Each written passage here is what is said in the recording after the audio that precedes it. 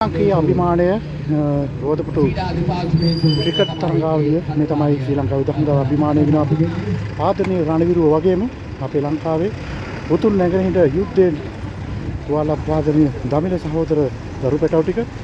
ඉතින් මේ ඉන්නේ අපේ ශ්‍රී ලංකාවේ පුහුණුකරු.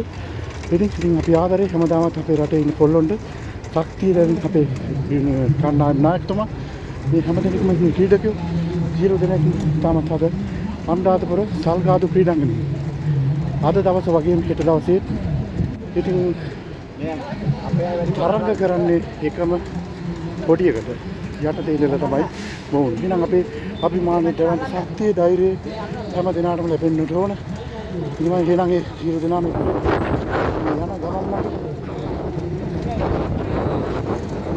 ඒ තමයි අපේ පුහුණුකරු. ඉතින් එතුමා පූර්ණ සහයෝගයක් ලබා දෙනවා මේ කණ්ඩායම තුනම ආවරණ වෙන විදිහට ඔහුගේ කැපවීම ඒ දරුවන් වෙනුවෙන් කරන මෙහෙවර ඉතාමත් වටිනා මෙහෙවරක් මේ තමයි අපේ ආදරණීය උතුරු නැගෙනහිර කොල්ලෝ ටික. ඉතින් ආදරේ හැම දිනකටම ඉතාමත් ශ්‍රී ලංකාවේ දාමදා අභිමානයකට වාදනයේ රණවිරුව ඒ ඔක්කොම එකතු වෙලා අද දවස් පුරාවට අනුරාධපුර සල්ගාදු ක්‍රීඩාංගණයට පැමිණෙන්න චෝකත ආරාධනා කරනවා. නරපන්න හරි සතුටුයි ක්‍රිකට් එක දියුණු වෙනවා ටිකෙන් ටික. එදා අපිට උදව් කරන්න ගොඩක් අය හිටියේ නෑ. එදා අපි සෑහෙන දුක් විඳා ආසියානු කුසලාන්ට යද්දී. අන්තිමට පාරේ මම මේ කතාව කියන්නේ සියලුම අයට දැනගැනීම පිණිසයි. මේ දරුවෝ මගෙත් එක්ක මහපාරේ ටිකට් කඩාගෙන ටිකට් විකුණගෙන ආසියානු කුසලාන්ට යන්න දුක් විඳපු කොල්ලෝ ටිකක් මෙතන ඉන්නේ. එතකොට ගොඩක් අය අපිව අධෛර්යමත් කරා අනේ මේ කකුල් නැති ළමයි එක්ක මොන ටූර්නමන්ට්ද කියලා. හැබැයි අතහැරියේ නෑ. මේ දරුවෝ හැමතිස්සෙම කිව්වේ නෑ සර් අපි ඒෂියා කප් එක ගේනවා. අනිවාර්යයෙන්ම අපි ගේනවා කියලා. මේක මම කියපු දෙයක් නෙමෙයි මේ දරුවෝ කියපු දෙයක්. ඒ හින්දා මේ දරුවන්ට හොඳ අපුඩියක් ගහමු අපි. ඒ වගේම ඒ ක්‍රිකට් එක අපි අනුශූරතාවයේ ගෙනාව ලංකාවට. ඒ වෙලාවේ අපේ ශ්‍රී ලංකන් නැෂනල් ටීම් එක ඒෂියා කප් එකේ ඔක්කොම මැච් ටික පරදින වෙලාවේ මේ කකුල් නැති මේ දරුවෝ අපේ රටේ කුසලානේ ගේද්දී ගොඩක් අය කිව්වා දැන් හරි බලධාරීන්ගේ නිලධාරීන්ගේ ඇස් ඇරෙන්න ඕන කියලා. හැබැයි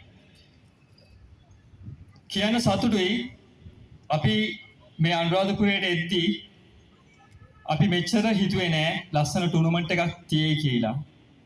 මේ ටූර්නමන්ට් එක හරිම ලස්සනයි. ඊට ඉස්සෙල්ලා අපි ගියා හොඳ ටූර්නමන්ට් එකක් තිබුණා කිල්ලොච්චේ. හොඳ ලස්සන ටූර්නමන්ට් එකක් තිබ්බා එතනත්. ඊට පස්සේ දැන් අනුරාධපුරේ ලොකු ටූර්නමන්ට් එකක් තිබ්බා. විශේෂයෙන්ම ස්තුතිවන්ත වෙනවා ඒ මහතුරුන් හැම කෙනෙක්ගෙම. මොකද මේ දරුවෝ ගැන බලන පිරිස ගොඩක් අඩුයි. හැමෝම බලන්නේ දසුන් ශානක, කුසල් මෙන්ඩිස්, පැතුම් නිස්සංක, තවත් නිස්සංකල මෙතන ඉන්නවා. තවත් කුසල් මෙන්ඩිස්ලා ඊටත් වඩා ඉක්මවා යන හොඳ ක්‍රීඩකයෝ ඉන්නවා. දුෂ්මන්ත චමීර වගේ පන්දු යන්න පුළුවන් පන්දු යන්නෝ අනන්තවත් ඉන්නවා මෙතන. ඒ වගේ මම පොරොන්දු වෙනවා දැන් වර්ල්ඩ් කප් එකක් තිබ්බොත් මම ලෝක ශූරතාවය මෙතනට ගේනවා කියලා.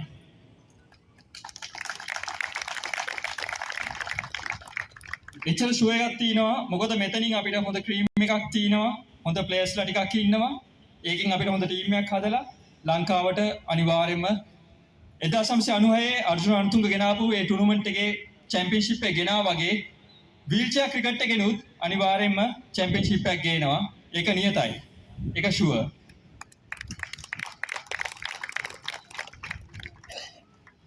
ඉංග්‍රීසියෙන් කියනවා more practices more achievements. right මේ ළමයි ගොඩාක් ප්‍රැක්ටිස් කරනවා. ඔයගොල්ලෝ දන්නවා ශූරතාවයේ දිනපු ටීම් එක ගොඩාක් කැපවීමෙන් ප්‍රැක්ටිසස් කරා. ඒ ප්‍රැක්ටිස් එක නිසා තමයි අද ඒ ශූරතාවය. ඉතින් ඒ කැපවීම තියෙන්න ඕන ක්‍රිකට් ගහන්න නම් මහන්සි වෙන්න ඕන. තමුන්ගේ ශාරීරික යෝග්‍යතාවය ගැන හිතන්න ඕන. එමෙන්ම වැදගත්ම කාරණාව තමයි කකුල් නැති ඔබ සමහරක් වෙලාවට කටයුතු කරනවා කකුල් තියෙන අයටත් වඩා දක්ෂයෝ ලෙස. ඒකට හොඳම උදාහරණේ ආසියානු කුසලාන තරගාවලියේදී කරුණාරත්න අපේ කරු කියලා අපි නම් කරන්නේ කරු සහ ගලහිටියාව බංග්ලාදේශයට එරෙහිව ලකුණු 247ක සම්බන්ධතාවයක් තබනවා කිසිදු කඩුලක් යන්නේ නැතුව 20 overs වලට. ඒක රෙකෝඩ් එකක්. ඒක වීල්චෙයාර් ක්‍රිකට් විතරක් නෙමෙයි සාමාන්‍ය නෝමල් ක්‍රිකට් එකෙත් ඒක රෙකෝඩ් එකක්. ඕපනර්ස්ලා 247ක් ගහපු එක. ඒ වගේම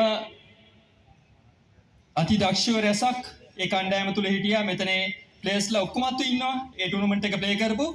ඒ වගේම කියන්න ඕන ඊටත් වැඩිය හොඳ ප්ලේයර්ස්ලා අද බිහි වෙලා තිනවා. මම දැක්ක සංජීව තවත් හොඳ දක්ෂ ක්‍රීඩකයෙක්. ඉදිරියට හොඳ අනාගතයක් තියෙනවා. අනන්තවත් ක්‍රීඩකයෝ ඉන්නවා.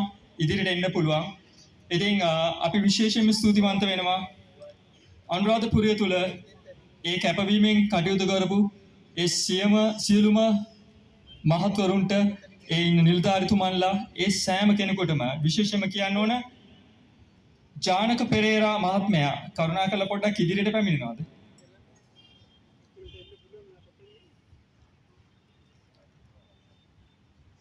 අපි ආපු දවසේ මම හිතුවා මේ වෑන් එකක් ඇවිල්ලා නැවතුවා මේ ඩ්‍රයිවර් කෙනෙක් වෙන්න ඇති කියලා. ඒ වගේ තමයි කටයුතු කරේ. අපි හැමෝම කිව්වා මේ ඩ්‍රයිවර් මහත්තයෙක් නැති කවුරු හරි ඉවල ඇති නිලධාරීතුමෙක් මේමයි කියලා. නිකන් ටී-ෂර්ට් එකක් දාන ඔන්නෝම තමයි ආවේ. හරි. ඉතින් ටිකක් ඊට පවුනේ උදේ මැච් එකට ආපුවම පොඩ්ඩක් සූට් එක වෙනස්. ඊට පස්සේ වැඩ කරනවා දුවලා බැලලා. මම ඉතින් අහලා බැලුවා එක්කෙනෙක්ගෙන් කවුද මෙතුමා කවුද කියලා. ඊට පස්සේ කිව්වා ක්‍රීඩා නිලධාරීතුමා කියලා. හොඳ අපුඩියක් ගහමු. මෙහෙම මිනිස්සු තමයි අපිට අත්තර මොන වෙන්නේ. ඒ වගේම ක්‍රීඩා අධ්‍යක්ෂකතුමා ඒ කතා කරපු වචන ටික මාරම හයියක්. ඇත්තටම මාර හයියක්. අපිට ඇත්තටම ඕන මෙහෙම මිනිස්සු තමයි අපේ රට දියුණු වෙන්න නම්. ගොඩක් තැන්වලදී සර් අපිව ගොඩක් විකුණුණා. ඇත්ත කතාව අපිව ගොඩක් විකුණුණා. මගේ ක්‍රීඩකයෝ මාව අපි වෙනුවෙන් අපිව පෙන්නලා සල්ලි හම්බ කරපු මිනිස්සු අනන්තයි මේ ක්‍රිකට් එකේ. කියන්න දුකයි සර්. ඒත් මේ දරුවෝ හිඟන්නෝ නෙමෙයි. මේ දරුවෝ දක්ෂයෝ. මේ දරුවෝ වෙනුවෙන් කවමදාකවත් විකිනෙන්න දෙන්න හොඳ නෑ සර්. මේ ළමයි පෙන්නලා මුදල් කිසිම තැනක හම්බ කරන්න හොඳ නෑ. මේ ළමයි වෙනුවෙන් ඒ මුදල් දෙන්න. ඒක තමයි ඇත්තටම වටින්නේ. එහෙනම් ඔබ සියලු දෙනාටම ස්තුතියි. අපි බලාපොරොත්තු වෙනා තවත් ඉදිරියට අපිට උදව් කරයි කියලා. එහෙනම් අසා සිටි ඔබ සියලු දෙනාටම ස්තුතියි.